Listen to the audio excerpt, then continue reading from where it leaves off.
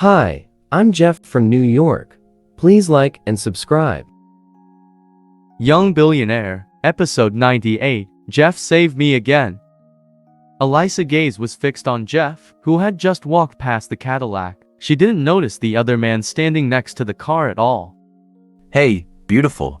Why are you in such a hurry? The man stepped out in front of her. Seeing her at such close range made him even more excited. She was far from average, with her bright eyes, white teeth and magnificent figure. Elisa looked at the man speechlessly. She wanted to dodge to the side, but he stood directly in front of her. Beautiful woman, don't go. Get in the car. The man said as he was looking at her face. Scram. She snapped at him. Looking at his lewd smile, she took a cautious step backwards and cursed at him fiercely. Even your voice is so nice, he said, while shamelessly smiling. His brain and body were already very excited. He had only one thought on his mind, which was to get this girl into his car. Beautiful girl, come on, I'll buy something for you when you get in the car, he said in a soothing voice. The man's mind was completely occupied by her. He opened his arms and pounced at her. She covered her ears and screamed. The man was about to grab her when a large fist landed on his head. Ah! He staggered to his right and his ears buzzed. He was angry. He turned around to attack his assailant and found Jeff staring at him. Jeff punched the man again with his big fists. He grabbed the man's hair and kicked him back into the Cadillac. The man's front teeth hit the side of the car, covering his mouth with blood. Get out of here. Jeff shouted at him. He was completely confused by Jeff's demand. He ran into the car in a panic, then drove off the Cadillac and left a smoke. Only then did Jeff look at Elisa to see if she was hurt, but he found that she seemed to be staring at him with loving eyes. He was stunned for a moment before he turned around and left her standing there by the gate. She followed after him. Jeff, thank you, she said as she rushed beside him. He was indeed the hot-blooded man who had saved her that day. Can you stop following me? He stopped to look at her as he spoke. She stared quietly into his eyes. I won't disturb you. If you find me annoying, I won't say anything either. She felt more and more that Jeff was the right person for her.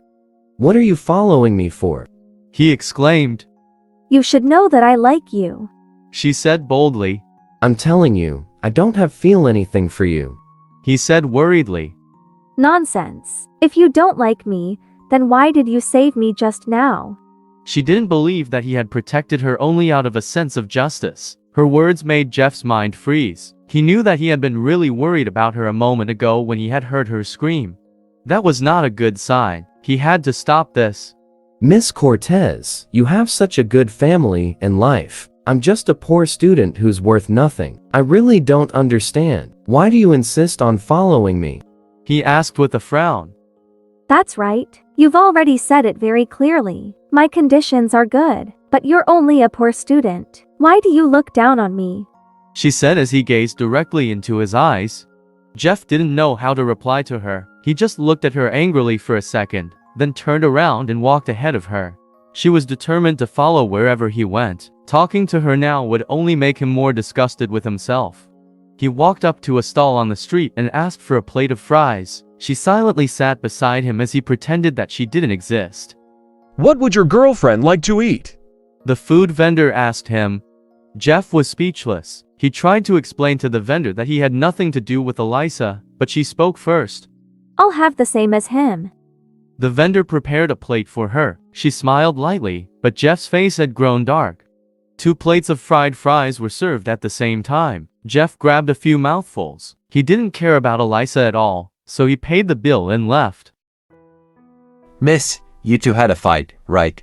But that's fine too, the vendor said to Elisa while she was still eating. She smiled faintly at the man, then her gaze shifted to Jeff's figure as he was leaving. She stopped eating and stared at his back until she could no longer see him. Elaine was still at the Los Angeles General Hospital. She had slept for more than 3 hours straight, but she started to wake up slowly. Elaine, you're awake? Elsa, Christine and Sophia were all next to her bed. Grace and Victoria stood off to the side of the room. What are you all? Elaine was not used to so many people looking at her. She wanted to sit up, but the others held her arms back down in the bed. Don't be like this. I'm fine. You guys are busy with your own things. Don't worry about me. she said as she looked at them. We're all fine. Right now, it's your well-being that's the most important. Grace said. That's right, Elaine. If you need anything, just tell me. I'll make sure you eat properly. When I came up, I brought some pineapples. I'll give you some to eat. Victoria said. Sophia looked at Grace and Victoria with displeasure. While Elaine slept, the two of them had been anxiously walking around and mumbling to each other, writing drafts and practicing how to talk to her when she woke up. No need. Elaine smiled faintly. She was not a vengeful person. Christine, when are we going back to New York? She asked. Before they had departed for Los Angeles, she had heard from Christine and a few others that they had already booked their return flights. Don't worry about that. Christine replied. She felt very sorry for what had happened the previous day. I'll return the plane tickets later, and we'll all be here with you. Just take care of yourself.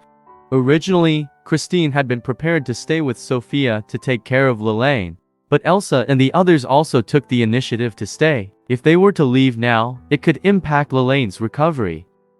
Don't do that. After hearing Christine's intentions, Elaine rejected her idea without a second thought. She never wanted to delay other people's plans because of her matters. Don't return the plane tickets. We'll go back according to our original plan. Don't be willful. You're not in any state to travel just now. You don't need to worry about us, and you haven't got much to do in New York right now anyway. What's your rush to get back? We'll all stay here while you recover.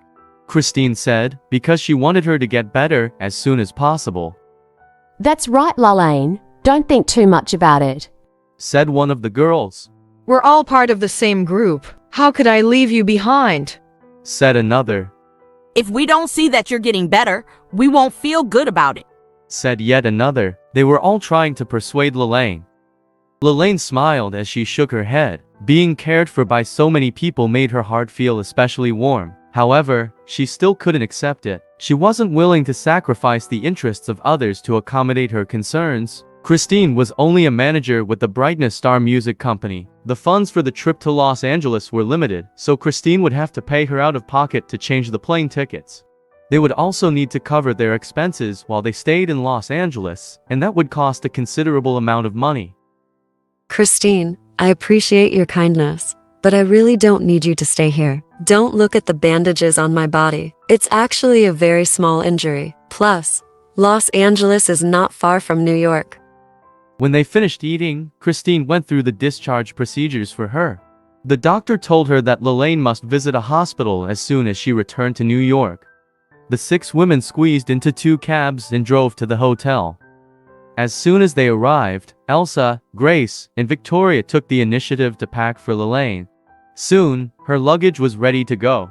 Thank you. Elaine said gratefully.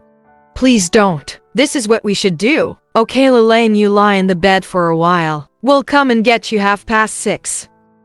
With that, Elsa and the other 2 left. Elaine sat on the bed and took out her phone. Jeff should be fine now, right? After mulling it over for a while, she pressed his name on the contact list. She had decided that she would not tell him about her injuries yet. She didn't want him to worry. Beep, beep, beep, beep. A busy signal sounded. She couldn't reach him. A digital voice came over the phone. I'm sorry, but the call you have made cannot be answered at this time. Please try again later. Elaine was a little disappointed and thought, Maybe he's busy right now, but when he sees that I called, he'll call me back. It's good. If I can't reach him, then I don't have to hide this from him. After thinking for a long time, she finally texted. Jeff, I'll be at New York International Airport at around 9 o'clock tonight. Do you want to come and pick me up? What Elaine didn't know was that his phone didn't ring at all. The phone that did ring and that had received her message was Elsa's, and she was next door to her, looking on her phone screen at the missed call that Elaine had placed. The corner of Elsa's mouth curled into a smile. Earlier at the hospital, she had secretly changed Jeff's phone number on Elaine's phone for her own. She had also saved his number on her phone. Jeff was Matthew's older brother and part of the Florento family, so how could she not be tempted to do that?